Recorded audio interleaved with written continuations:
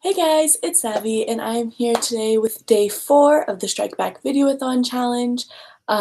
If you don't know, it's just about the remonetization of um, YouTube, and we're not, coming and saying like, oh, like we have to get paid for our hobby. What we're saying is, hey, you're punishing the wrong people, and this was started by That Bookie, Ben Sanders, and G Swizzle Books. They're all linked down below. And also, I'm linking down the novel Lesh. I love her videos. I've been watching her for a while now. They're really fun. She's also started this new thing. She's over 21, and she started this new thing where she does reviews and then also makes like a drink based off the book if she feels inspired, and I love it. She just did the first one. It's amazing. I don't have a link down below, but it's like one of her newest reviews, her newest review, and it's amazing. She also today, or I think it was this morning or last night, she did a video about why the remonetization is an issue and how YouTube is punishing the wrong people, and it's really, really interesting and a really great read. I also didn't realize that the demonetization thing was based off of what's his face, rude guy who posted a very disturbing video that was very unsensitive out in Japan. If you haven't heard of it, I'm not going to say more than that, but yeah, I think that this is really not the way to punish him. So that's messed up. And I just really liked her thoughts on it. She does do a little she's just really fun, and she does have over 1,000 subscribers. I don't know if I already said that, but you know, she also needs like 4,000 hours of watch time. Like, yeah, we're good. I'm really excited about today's video though. Positivity. Oh no, that's okay. They just kind of fell. Okay. I'm really excited about today's video because it is music and books, so I'm taking a song and saying what book it reminds me of. So I have a list. I'm kind of mad because last night I thought of a bunch, but it was like while I was falling asleep, so A, they might not have even been good, but B, I did not write them down and I should have. But we'll just get started. But I think I represented a fair amount of what I like to read. There's no classical music on this, but that's okay. That's okay. Oh, I'll just start right now. Die Moldau reminds me of The Language of Thorns and Roses. It's by Smetana. The song Die Moldau is by Smetana. The main theme throughout the whole piece is da da da da da da da da da da. I'm so sorry. I just sang. I know I'm a terrible singer, and I was like flat for that whole thing. I'm so sorry. I'm so sorry. I can't edit this out. Ugh. But that would be The Language of Thorns and Roses. The reason I love that is that the song itself, I believe it's the Romantic era. If not, it sounds like the Romantic era, and it is a sonic poem, so it takes you, the Moldau is this big river, and it starts, you follow, the beginning is these two flute solos, and I'm not going to sing those because I can't edit this out. And there are two streams, and so you start with one stream, and then the second flute comes in, and then they play with each other, and then it becomes the musical. And throughout the musical, there's a wedding, there's a peasant wedding, there are some nymphs that you find, and that's part of the reason why it reminds me of The Language of Thorns, is that it's folky, but also like nymphs and magic. And then also there's this really amazing part where there's triplets in the tuba, and it's the rapids, and I played the tuba, and I played the song for the first time when I was 14 years old in my school's orchestra, and it was that song and the Symphony Number 5 by Shostakovich are the two reasons why I love classical music, excuse me. Before then, I was forced to play classical music because I was a tuba player and I hated it. And then after those two songs, I was like, oh, I just love, and that's why I play tuba, right? It's the beef. It wasn't invented until about the Romantic era later on. And so that's just a little history of me. I'm so sorry. But the first song is from a musical. It's one of my favorite musicals. I watched it for the first time within the last year, and that is Pippin, and it's Magic to Do. And of course, The Night Circus, Magic to Do. Musicals about a circus, but so much more.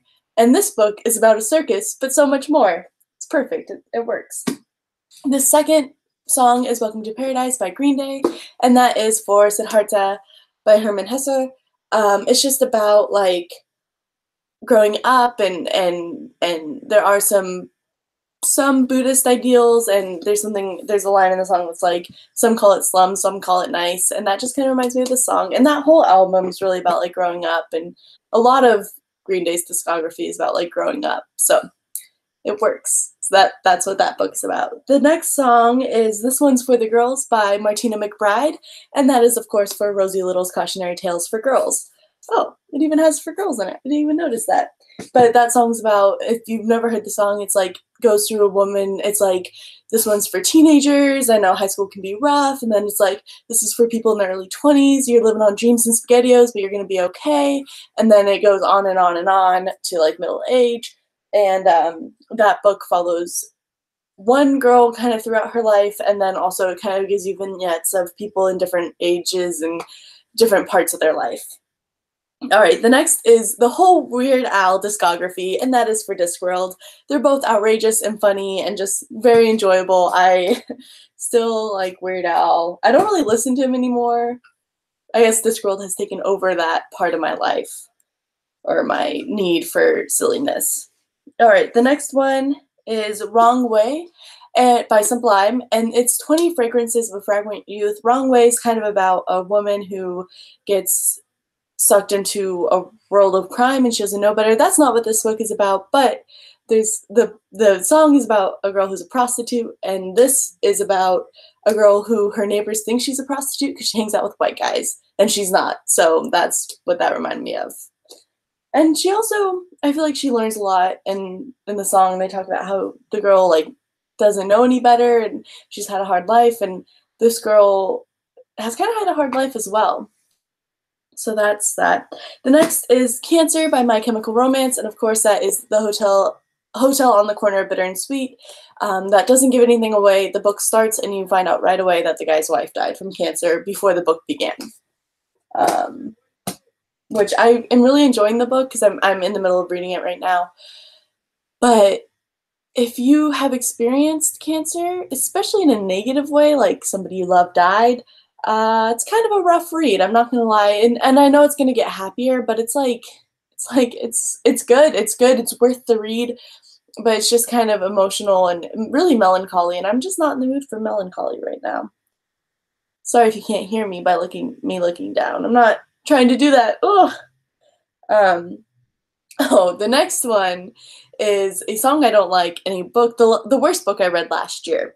And that is Love Story by Taylor Swift. I just find it kind of juvenile, and Roseblood, which I also found extremely juvenile and terrible. Okay. The next song is Hurt by Johnny Cash, and that is The Last Dog on Earth.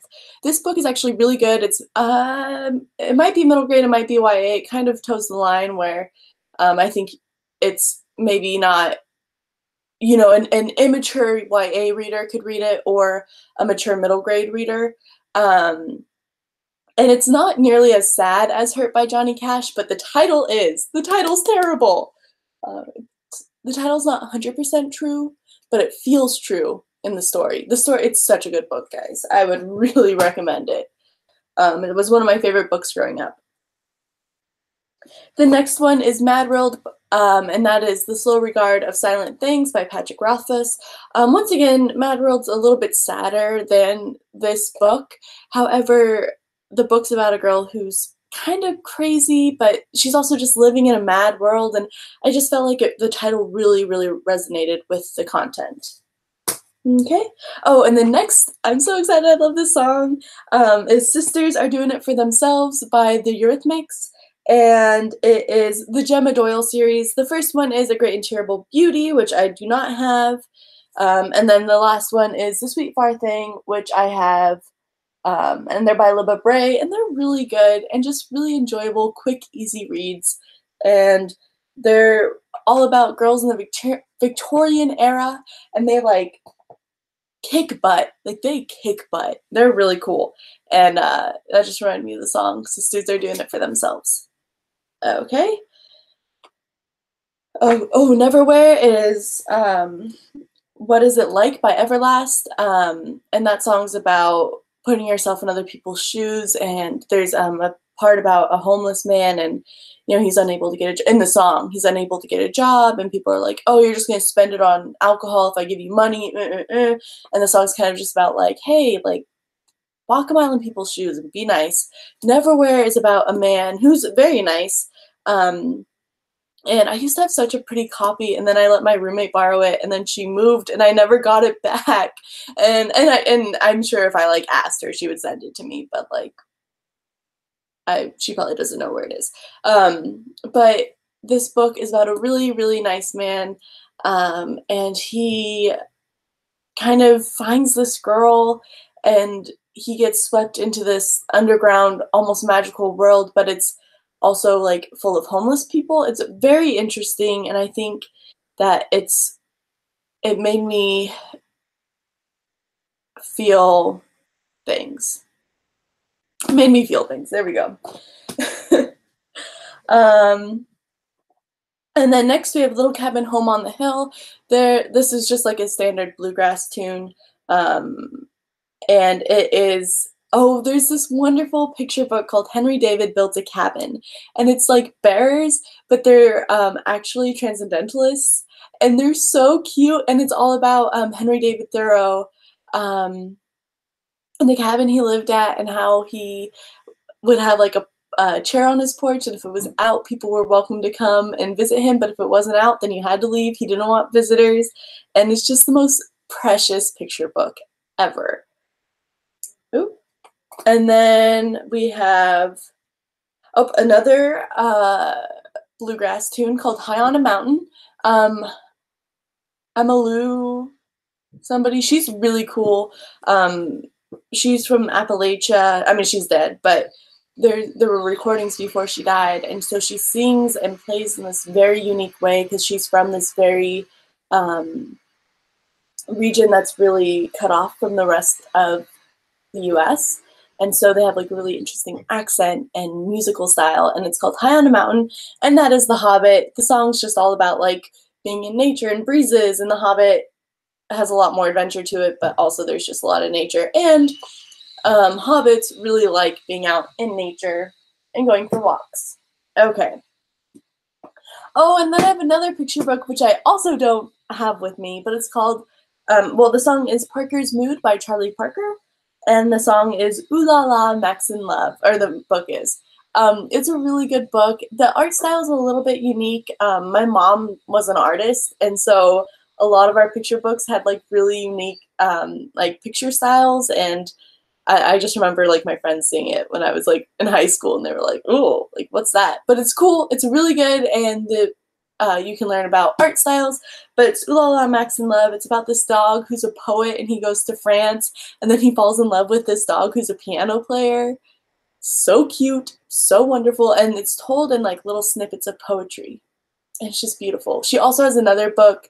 The same author, I'm totally spacing on her name, called Sayonara Mrs. Kakelman, and it's about a girl and her little brother who visit Japan and them experiencing Japan, and we got that when I was a toddler, so I don't really remember it, but my dad was in the Navy, so we lived in Japan for a couple years. Once again, I was a toddler, but we had a lot of books about Japan and Japanese culture, and that was one of them, and that one was so good, and there's this little poem in it, it's like, "Hi, Hiroko, are you loco? Would you like a cup of cocoa?" Oh my gosh, I can't edit this out.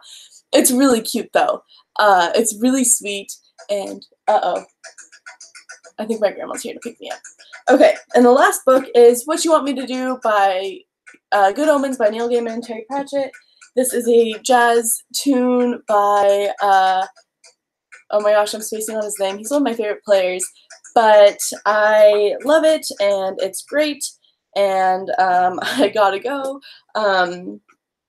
But the reason I chose that song, What You Want Me to Do, is because the apocalypse is happening, and there's an angel and a demon who are on Earth, and they're both just kind of like, I guess this is happening. And then, like, there's a girl in the story who has her grandmother was a witch, and she prophesied her whole family's life, and so she knows exactly what's going to happen. She knows if her house, like, she never locks her door because she's like, I know I'm not going to get robbed today. And so I really, really loved it, and so it's like, what you want me to do? I know it's going to happen, whatever. All right, guys, I will see you later. I gotta go. Check out the novella. She is amazing. She is linked down below. So fun, and I'm so jealous that she came up with the reviews and drinks thing because I wish I came up with that and was doing that. That's such a good idea. But I love you, and I hope you have a wonderful day, week, month, year, and I'll talk to you later. Bye. Stop broadcast.